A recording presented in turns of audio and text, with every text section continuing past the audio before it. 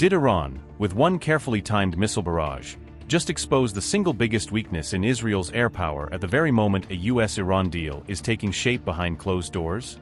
Has Tehran now pinpointed the Achilles heel of Israel's air force, showing it can reach precisely those bases that matter most to keeping Israeli jets in the air? From workhorse F-16s to next-generation F-35s, are Iran's missiles now proven capable of reaching deep into the heart of Israel's air force infrastructure? By singling out Nevatim, Tel Nof and Ramat David, did Iran deliberately choose Israel's most sensitive air bases to send a message about where it can hurt the most? As Israel's war in Lebanon deepened, Iran responded by unleashing missiles on several of the country's key air force hubs, widening the confrontation far beyond the immediate front. Military Watch reported that Iran fired multiple missile salvos on June 7 and June 8, suggesting a coordinated operation rather than a single symbolic launch. The IRGC framed the strikes as a warning to Israel over its actions in Lebanon, casting them as a direct response to ongoing operations north of the border. Tehran claimed that the operation was aimed at Israeli military facilities across the country, signaling that no single base would be considered off-limits in a wider clash. The reported strikes focused on Ramat David, Nevatim and Tel Nof air bases in northern and central Israel, three pillars of the Israeli Air Force's day-to-day operations. Tehran repeatedly described the bombardment as a warning over Israeli military operations in Lebanon, hinting that a much heavier response could follow if its red lines were ignored.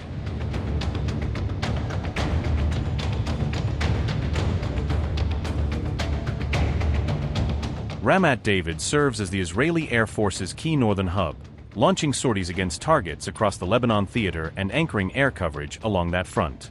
The base reportedly hosts three frontline F-16 squadrons, making it one of the densest concentrations of Israeli combat power anywhere in the country.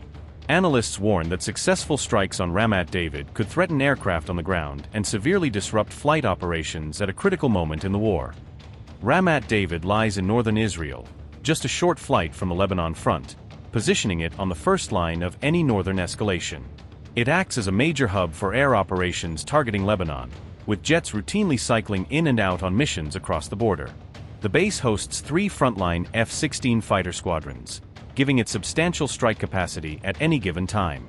Among them is Squadron 101, the historic 1st Fighter Squadron, one of the most storied units in Israeli aviation history. It is also home to Squadron 105, known as the Scorpion, which has played key roles in past conflicts. Squadron 109, the Valley, rounds out the trio, adding further depth to the base's combat roster. Taken together, these squadrons represent more than one-third of Israel's active F-16 fleet, underscoring how vital the base is to overall air strength. Nevatim is widely considered Israel's most strategic air base, central to its long-range strike and deterrence posture. It hosts the entire Israeli F-35 fleet, the country's most advanced stealth fighters and key to any deep strike plan. From Nevatim, Israel can project air power across the wider region, supporting long-range operations well beyond its borders. The base also houses G-550 early warning aircraft, which act as flying radar platforms to control the air battle. New KC-46 aerial refueling tankers are based there as well, extending the range and endurance of Israel's fighters.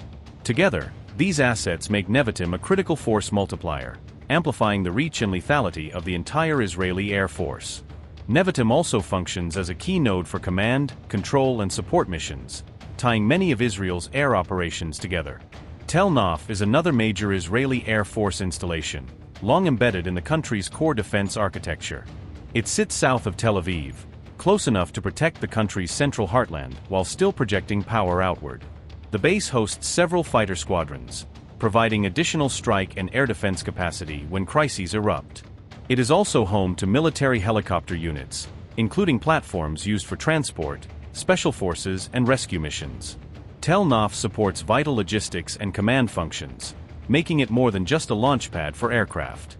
For any adversary, Tel Nof would be considered a high-value target due to the mix of assets and command infrastructure on site. Its role is crucial to sustaining prolonged air operations, keeping sorties flowing even during extended campaigns.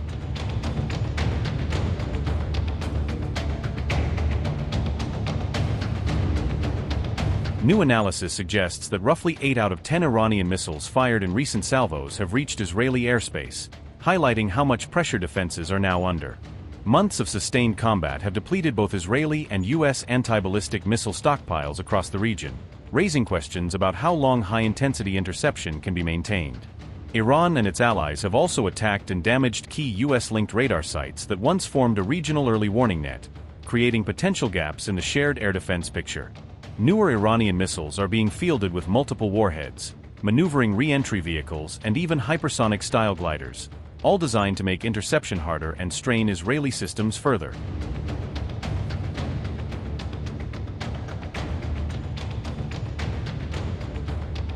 Patriot missile shortages have deepened as U.S. allies face growing uncertainty over future deliveries and replenishment schedules. Lockheed Martin Vice President Brian Dunn said allied nations could not be given firm timelines on when new missile deliveries would arrive. Dunn said final allocation decisions would be made by Washington rather than industry, according to the Financial Times. The warning came as demand for Patriot interceptors surged following the Iran conflict and other global security crises. Countries including Germany, Poland, Japan, the UAE, and Saudi Arabia continue to rely heavily on Patriot air defense systems. Dunn said Lockheed Martin was rapidly expanding production capacity for PAC-3 interceptor missiles to meet rising demand. The company has agreed to increase annual output from about 650 missiles to roughly 2,000 by 2033. The production expansion forms part of a broader $4.7 billion agreement reached between Lockheed Martin and the Pentagon. Dunn said higher production would help ease shortages over time, but would not guarantee quicker deliveries to customers. He stressed that Lockheed Martin has no authority over which countries receive missiles first under U.S. allocation decisions.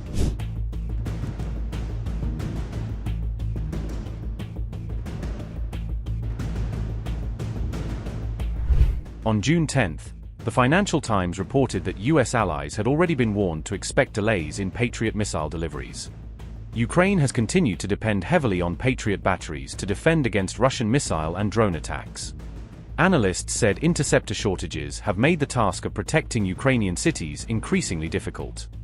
The Iran conflict has also added fresh pressure as U.S. stockpiles face significant operational demands. According to the Financial Times, Washington has moved to replenish inventories that were depleted during recent conflicts. The supply crunch has also encouraged several European countries to explore alternatives to US-made air defense systems.